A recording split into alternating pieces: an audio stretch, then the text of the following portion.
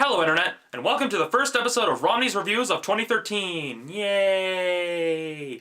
I've been looking at movies for a year, yay! I'm not really that enthused because it's January, yay!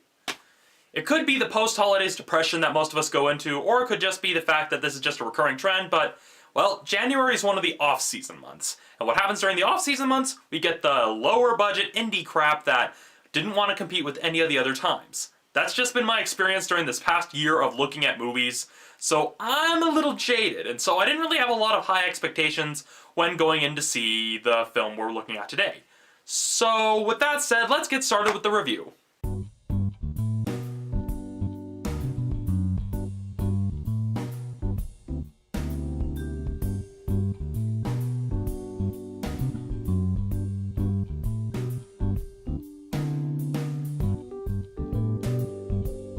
Going into this film, the first thing that I noticed is how this film was almost kind of like a blend of different genres. I mean, on the surface you got a neo-noir crime drama, but then you also got a bit of a war film mixed in with how all these people are like former soldiers who fought in the war and are basically soldiers who only know how to fight, and so they're looking for something to fight for.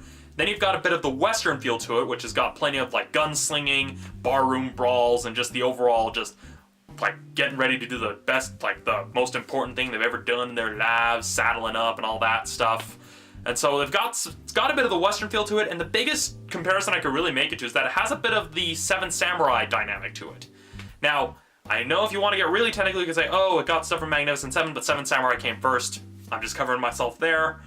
Point being, it's got that bit of that dynamic, and so it really feels kind of like a blend of different film genres and not just strictly one or the other. And I kind of like it when films do stuff like that, where they're just like, okay, we've got bits and pieces from this drama, from this type, from this piece, and manage to blend it together into a story that's engaging, it's got well written, and has likable characters. And I drew a lot of different parallels. I mean, you've got the main cop, he could essentially be considered the Kanbei of the group. They didn't really have a Kikuchiyo. Of course, not a lot of things like that really have a Kikuchiyo. They usually tend to combine Katsuhiro and Kikuchiyo together, but I'm getting off topic. Point being, the story is really well written, it's well paced, and it's got a lot of likable characters, got a lot of likable elements to it, even during the stuff that's supposed to make you kind of go, ooh, it's the stuff that you like feeling like you're going, ooh, that's brutal, ooh, this guy's freaking psycho. It's kind of one of those films that it hooks you. Like, once you get really into the story, you really get into the story. That said, this film kind of almost feels like something that would have been made in the studio system. And I don't know if they did that on purpose. It'd be very creative if they did, but not a lot of people really remember what it was like to be in the studio system, myself included. I only know about it from the history books. Best way to kind of illustrate it, back when there was the studio system, they would have an A film, a film where they would build all the sets, write the scripts around, get everything set up for this one film. Then when that film was completed, shot, edited, and sent out, they would reuse sets, reuse costumes, reuse all that stuff, and make a B film, and a C film. Basically stuff that was similar to that big film they made, but stuff that they could still make and release in order to capitalize on the popularity of the A film. This was back when studios controlled distribution. And this is kind of what, this film kind of feels like an A film, a film that they put a lot of effort into to really build up and make good, that they're gonna have a lot of rip-offs later. That's kind of the big feel that I got from it, and that's kind of the intent they were going for because of the times then, well, that's cool. Again, I don't mean it as an insult saying, oh, this is what it would be like in the studio system, so restricted, with the Hays Code and all that. It's just more of a case of, well, it's very organized, it has a very factory-made feel to it. And what I mean by that, it's got textbook cinematography, textbook writing, textbook editing. There's nothing that really stands out stylistically that's like, oh, look at that pretty shot, or ooh, I like that edit there, or ooh, that line is so quotable. It's just kind of a case of, look, it's a film that you can't really take one individual piece. It's something that you look at with a whole picture thing in mind. And the acting is done really well, but on that same note, it's kind of textbook because you all know that these actors in this thing are really good actors, so they're pretty much giving it a performance you would expect from them. And I may not agree with some of Sean Penn's political views, but I can't argue he's a talented actor. He does a really good job as Mickey Cohen. Josh Brolin does a really good job as Sergeant O'Hara. It's an Irish name, that's all I know. Irish or Scottish.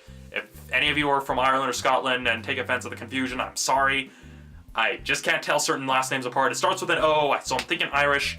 I'm getting on another tangent, but point being, he does a good job. The only actor I had a mild problem with was Ryan Gosling. And, well, I'm sorry, I don't really like Ryan Gosling that much. Again, he's got a good face. He can be a really good actor when he wants to be. It's just in this film, he went with this mildly annoying accent. I mean, when I first heard it, it's just like, that's seriously the accent you're gonna go with throughout the whole film? I mean, at least give him some credit. At least he's able to keep the accent throughout the film, unlike Mark Wahlberg. It was kind of a case of, that was a mild annoyance because they do a good job since Ryan Gosling's not a major player. He's not the person trying to carry the whole movie. He's a minor character of a much larger whole. And so it allowed the character kind of to grow on you because they have all these other characters that are likable. I mean, my favorite is the baby-faced Mexican cop. I don't really remember his actual name in the movie or the actor's actual name, but that was kind of my favorite character, and that's where I saw some of the big Seven Samurai and Magnificent Seven parallels. But point being, the characters are likable, and Ryan Gosling's performance was kinda iffy, but he at least kept it consistent from scene to scene, so it means that he wasn't just phoning it in or really not really trying. He at least was giving an effort. The only detraction that I really found in this film is in the third act. I don't know, what is it with films today and having stuff that happens in the third act that almost wrecks the experience? I mean, is that just some new trend? Like, hey, let's make a movie that has you hooked in all the way through and then do something in the third act that almost breaks it. I mean, seriously, especially with crime dramas. That's something that keeps happening. I'm getting off topic, so let me explain. In the third act, in kind of the big final showdown scene, at some point they, for some reason, decided to put in a very cheesy slow-mo fights, like shooting sequence. I mean, you got the bullets flying, you got all the stuff exploding, and granted, to a film that has those kind of shots throughout, not necessarily in a 300 sense, but kind of has that as part of its aesthetic, that's fine, but the sequence feels so out of place, because everything else is shot in a very traditional, almost classic aesthetic, in a classic style, but that slow-mo sequence just feels so shoehorned in, so out of place, it almost feels like a forced homage. I mean, they almost have like a built-up forced homage to Scarface leading up to that sequence, and I'm just, literally, when that came up, I just literally went back in my seat like this, and I'm just like, okay, really? You're gonna throw that in there? I mean, we get it, you've seen 300. Doesn't mean you have to add a slow-mo shot to everything. To summarize, it's got good cinematography, good writing, good acting, good editing. It's pretty much textbook good across the board. It loses points for that shoehorn slow-mo sequence in the third act. So on my personal scale, I'm giving Gangster Squad a 4.5 out of 5. So if you like neo-noir crime dramas like myself, or if you like just well-written dramas, like well-written crime dramas, you'll enjoy it. If you're not one who's partial to like the violence and the like frequent gun violence and hand-to-hand fighting and stuff that is often associated with these films, you probably won't enjoy it. But if you're a bit of a film aficionado, or if you're just looking for a nice neo-noir crime drama, you'll enjoy it. And now for something I'm going to introduce this year for Ronnie's Reviews, is where I recommend older films that are on DVD that are similar to the films I review. And this week I'm recommending two films that are kind of similar to this film. First is kind of a tie between two, is either Seven Samurai or Magnificent Seven, which kind of has some parallels in this film. You can see where some of the inspiration came from. And the other film I'm recommending that if you would like Gangster Squad, you probably would like this film, is LA Confidential. It was kind of like the premier neo-noir film. It basically took the film noir stuff and kind of made it more realistic. So those are my recommendations. If you like Gangster Squad, you would probably like Seven Samurai, Magnificent Seven, and LA Confidential. So that's it for this week's episode of Ronnie's Reviews. Let me know what you think about the movie recommendation segment, and as for next week, I'm going to leave that for you to decide, because mainly I'm having trouble deciding which film I want to review. So the films that are on the table this time are Mama, presented by Guillermo del Toro. I don't think it's actually directed by him, it's just being presented by him, and The Last Stand, starring Arnold Schwarzenegger. Which film should I review next? Leave it in the comments below. And, well, I'll see you all next week. Bye!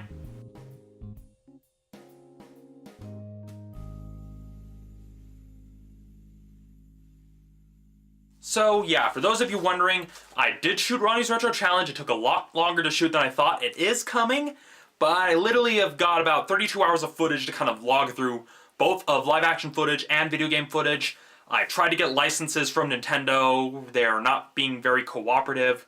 Point being, Ronnie's Retro Challenge is coming, and I'm also going to implement the usual end screen that a lot of YouTubers do. So if you like my reviews, click here to go to my previous review, which is my review of Les Miserables, and click here to see my top 5 films of 2012. And yeah.